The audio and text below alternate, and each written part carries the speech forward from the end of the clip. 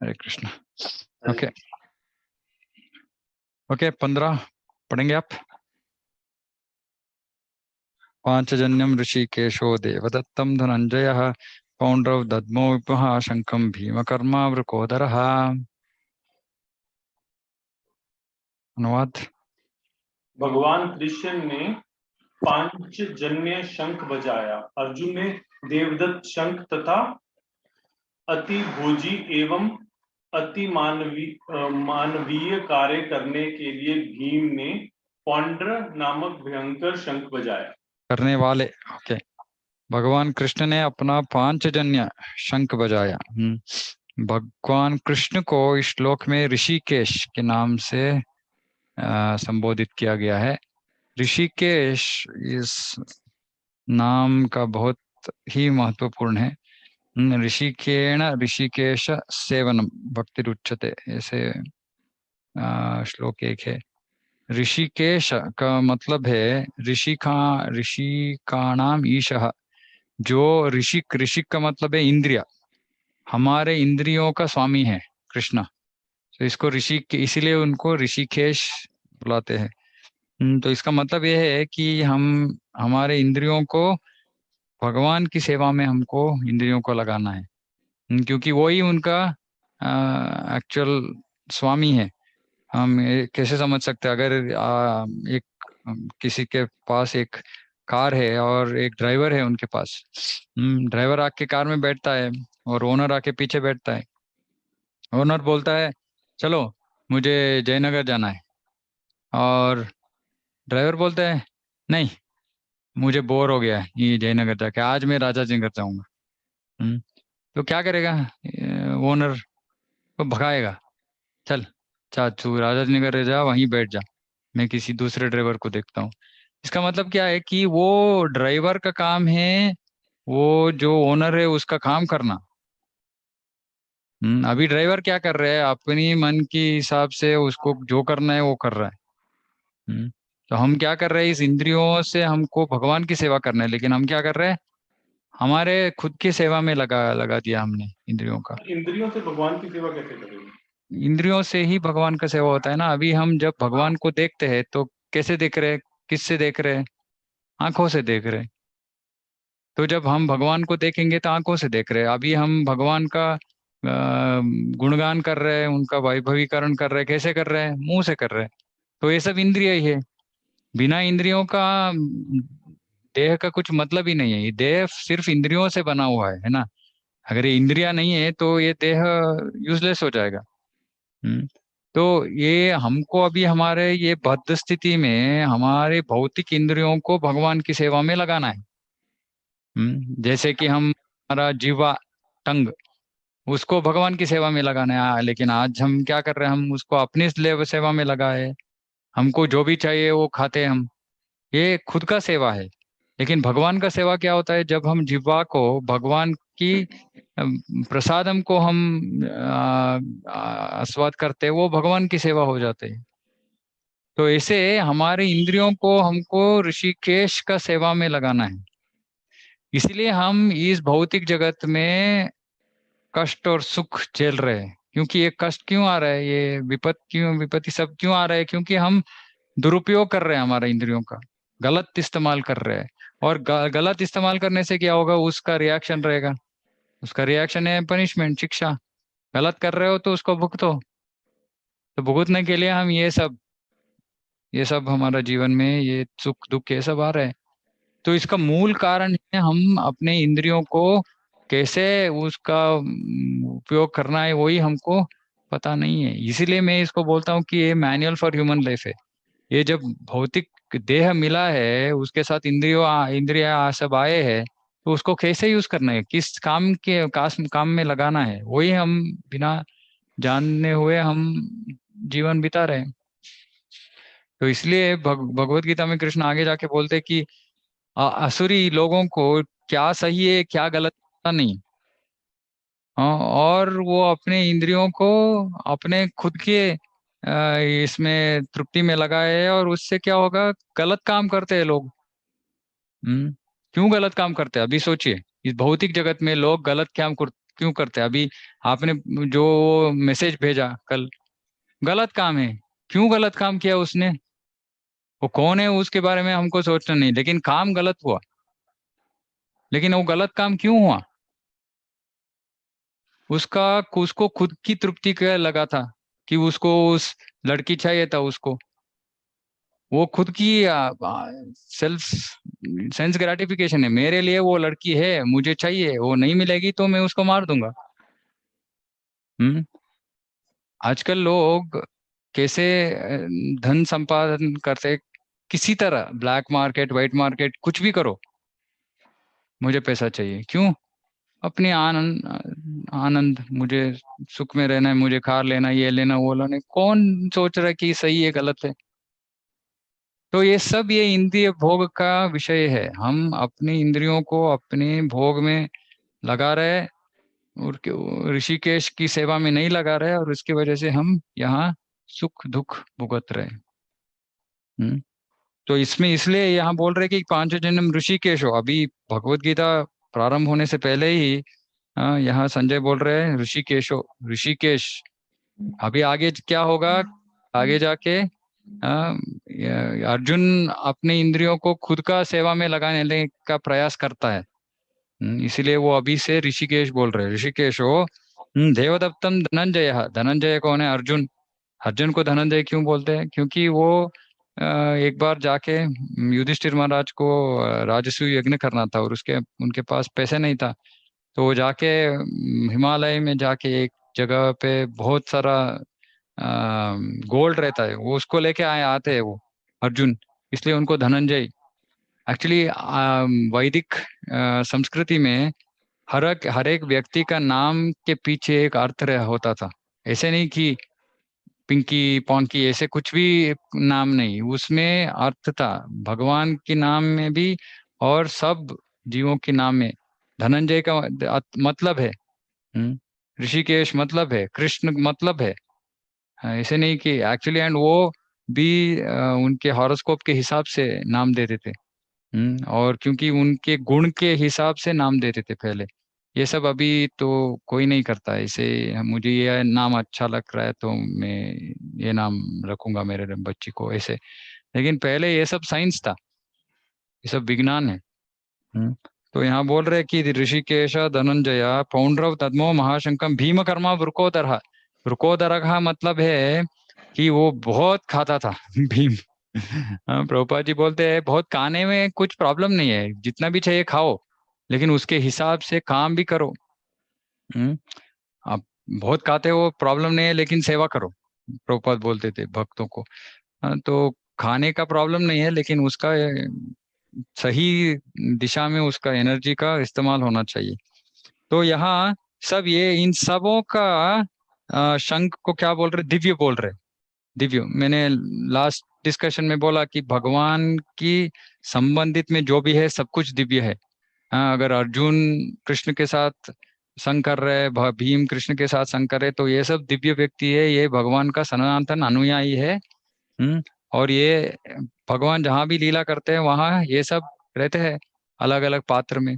तो यहाँ भी ये सब है, और उनके दिव्य शंखों को बजाया गया। अभी आगे आशा माता जी, हरे कृष्णा। अगर आपको कुछ प्रश्न है तो आप पूछ सकते हैं बीच में, हम ऐसे डिस्कशन कर रहे हैं। Hare Krishna Prabhu ji. Hare Krishna. Okay, we are in 16 verse 16 chapter 1 श्लोक संख्या 16।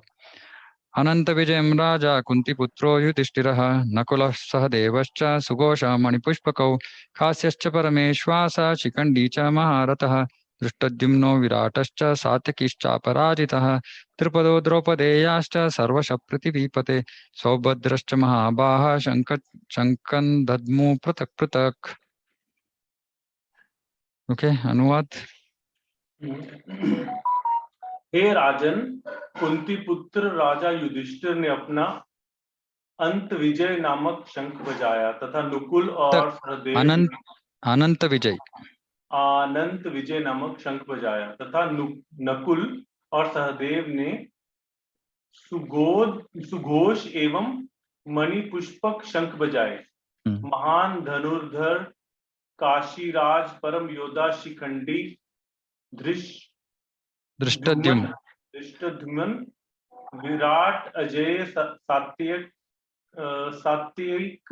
द्रुपद सात्यकी सात्यकी द्रुपद द्रौपदी के पुत्र तथा सुभद्रा के महाबाहु पुत्र आदि सबों ने अपने अपने शंख बजाए। तो सबके पास अपने अपने शंख थे।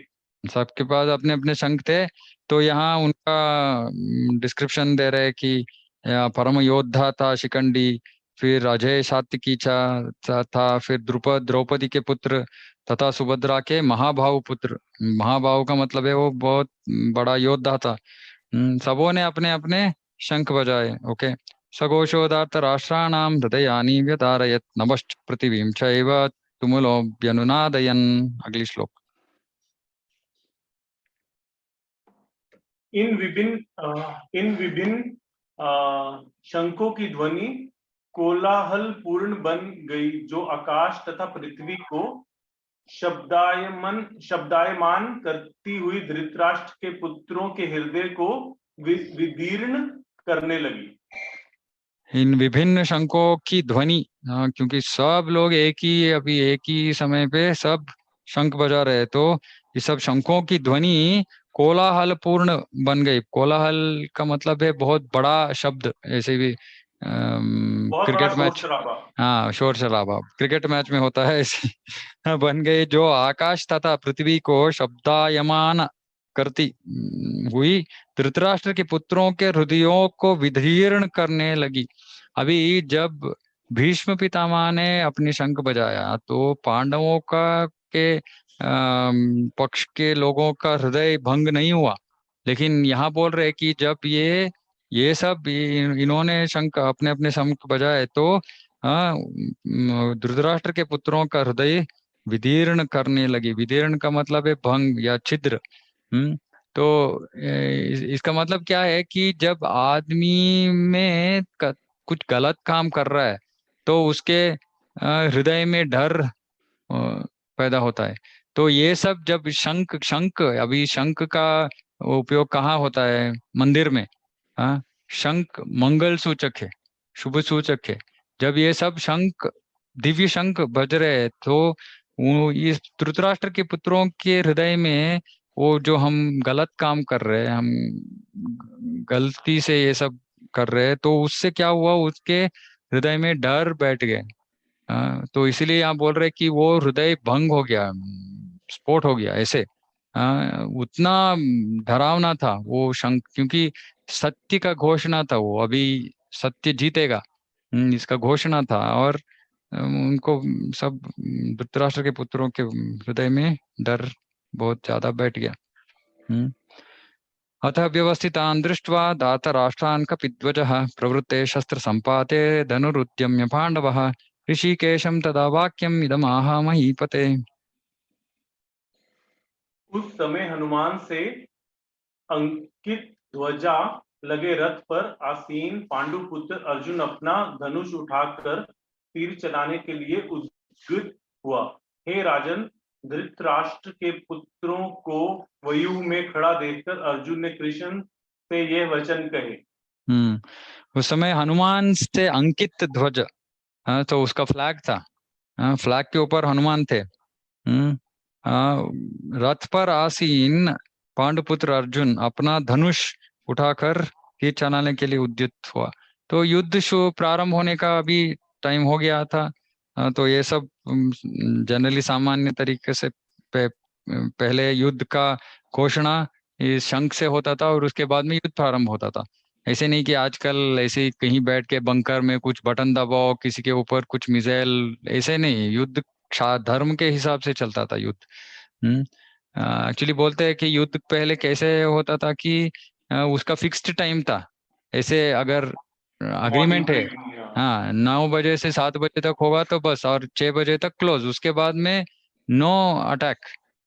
ये सब बहुत धर्म के हिसाब से चलता था। तो रामायण और महाभारत सीरियल्स आते थे, उसमें दिखाते थे कि सुबह वाला शंख बजेगा और रात वाला शंख बजेगा और उसके बाद में क्लोज। तो ये यहाँ अर्जुन अभी रेडी हो रहा है अपने अस्त्र लेके, शस्त्र लेके। हाँ, और यहाँ बोल रहे कि धृतराष्ट्र के पुत्रों को व्यूह में खड़ा देखकर अर्जुन ने श्री कृष्ण से, अभी क्या हो गया, ऐसे नहीं था कि अर्जुन को पता नहीं था कि कौन थे योद्धा जो कौरव के पक्ष में युद्ध करने के लिए आए हैं, उसको सब कुछ पता था। लेकिन अभी उसका भ्रम, वो अभी भ्रमित होगा, मोहित होगा, इस युद्ध के कारण क्यों यहाँ करना से ये वो सब। बैकआउट करने की एक बार कोशिश करेगा। भी बैक वो अभी देख के उसमें, उसके मन में अभी ये क्वेश्चन आ गया कि मुझे इन सबको मारना है क्या, ये अभी क्वेश्चन आएगा। वो अभी बोलेगा कुछ आगे, एक और श्लोक है उसके बाद में। अभी वो आगे बोल रहे हैं, अर्जुन उवाच सेनयोरुभयोर मध्ये रथम स्थापयाम्युता यावदेतान् निरीक्ष्येऽहं योद्धकामानवस्थितान् खैर्मया सह योद्धव्यम् अस्मिन् रणसमुद्यमे। अर्जुन ने कहा, हे अच्युत, अच्युत, कृपया करके मेरा रथ दोनों सेनाओं के बीच ले चलें, जिससे मैं यहाँ उपस्थित युद्ध की अभिलाषा रखने वालों को और शस्त्रों की इस महान परीक्षा में जिससे मुझे संघर्ष करना है उन्हें देख सकूं। तो ये अपने इच्छा को प्रकट कर रहा है कि मुझे देखना है, मुझे बीच में लेके जाओ, मुझे उनके पक्ष में जो कौन कौन है सबको एक और बार देखना है। क्यों देखना है, ये तो युद्ध धर्म के हिसाब से नहीं चल रहा है। मुझे देखना है कि उनको कितना उत्सुकता है ये युद्ध करने के लिए। अभी भी वही उत्सुकता है क्या? उनको अभी तक दिमाग में ये बात अभी आए नहीं कि ये अधर्म है, वो क्यों दुर्योधन के पक्ष में गए, ये सब सोच के वो बोल रहे हैं कि मुझे देखना है उनको फिर से। लेकिन यहाँ एक बहुत वेरी इंपॉर्टेंट नाम भगवान का, अच्युत। हम्म अच्युत का मतलब है जो च्युत नहीं होता। च्युत का मतलब है पतित, ऊपर से नीचे आना या हमारे स्थान से नीचे गिरना। हाँ, इसको पतित बोलते हैं। हमारे स्थान से पतित हो गए बोलते हैं। तो कृष्ण पतित नहीं होता है, कभी भी पतित नहीं होता है कृष्ण, इसके लिए उसका नाम अच्युत है। हाँ, और हम च्युत है। अच्युत क्यों बोल रहे हैं यहाँ? क्योंकि कृष्ण हर समय में अपने भक्तों के प्रति प्रेम दिखाता है, हर संदर्भ में। तो वो कभी भी उन प्रेम दिखाने में हिचकिचाहट नहीं करेगा। हाँ, उसका मतलब क्या है कि वो सब हर वक्त वो भक्तों का अच्छा ही उसके बारे में ही सोचता है, उसके बारे में जो करना है वो भी करता है, वो भी अच्छे के लिए ही होता है। हाँ, वो कभी भी सोचता नहीं कि ठीक है लोग क्या समझेंगे, इसके लोग क्या सोचेंगे, ठीक है मैं नहीं करूंगा ऐसे। नहीं, भक्तों की संबंध में वो कभी भी ऐसे नहीं करता। हम्म अपना नाम का वो मिट्टी में मिलाता है, लेकिन भक्तों के लिए, भक्तों के प्रति उसका जो प्रेम है वो कभी भी वो अ, उसको प्रकट करता है। तो तो इसलिए बोल अच्युत रहे का कि अगर एक लाइन में मतलब होगा तो अच्युत का मतलब एक दो तीन वर्ड्स में क्या होगा? जो उसका उनके भक्तों के प्रति प्रेम दिखाता है, जो वो कभी भी किसी सिचुएशन में भी उसको होल्ड बैक नहीं करता है, वो दिखाता है, इसको अच्युत बोलते हैं। यहाँ प्रभुपाद जी बोलते हैं भावार्थ में, हम्म, भगवान तथा उनके सेवक का संबंध अत्यंत मधुर एवं दिव्य होता है।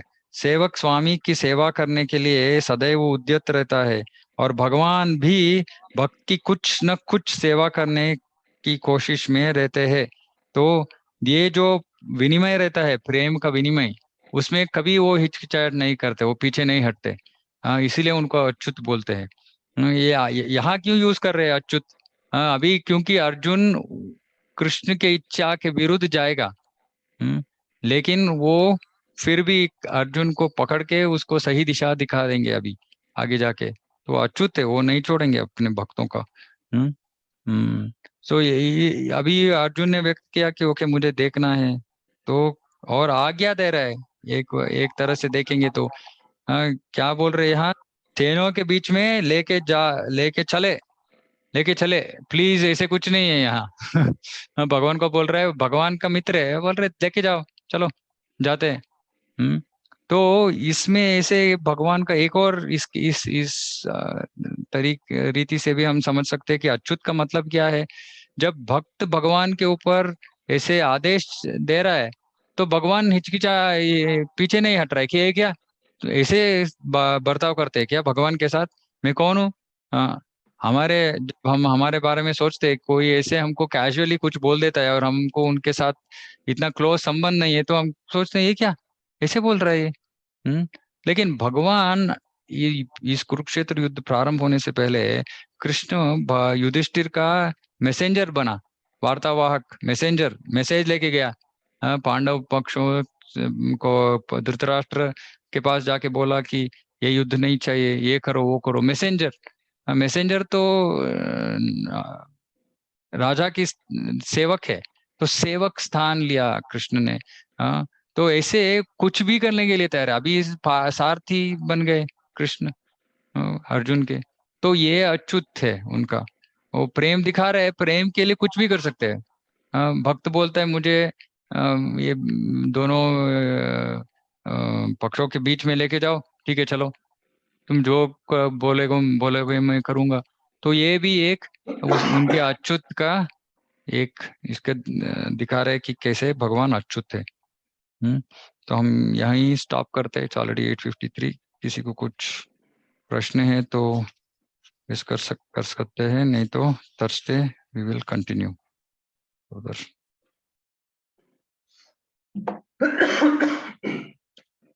ओके, वर्षा माता जी, चिराग प्रभु, यानी आपको कुछ प्रश्न है कि? नहीं प्रभु जी, अभी फिलहाल तो नहीं। ओके, चिराग प्रभु आप कौन है, प्रभु है कि माता जी है? प्रभु जी है। ओके, प्रभु जी है। ओके, मुख दर्शन करवाइए तो हमको पता चलेगा कि कौन है। वर्षा माता जी को हम जानते हैं। चिराग प्रभु, वीडियो ऑन कर सकते हैं आप? ओके, नहीं तो नेक्स्ट टाइम कीजिए, ठीक है। हाँ, तो अभी के लिए आज यही समाप्त करते हैं। हाँ, थर्सडे को मिलेंगे भगवान की इच्छा है तो। वाञ्छाकल्पतरुभ्यश्च कृपा सिन्धुभ्यो च पतितानां पावनेभ्यो वैष्णवेभ्यो नमो नमः। समवेत गौर भक्तवृंद की जय। हरे कृष्णा। हरे कृष्ण प्रभु जी। हरे कृष्णा, हरे कृष्णा, जय प्रभु। हरे कृष्णा चिराग प्रभु। हरे कृष्ण। हरे कृष्ण।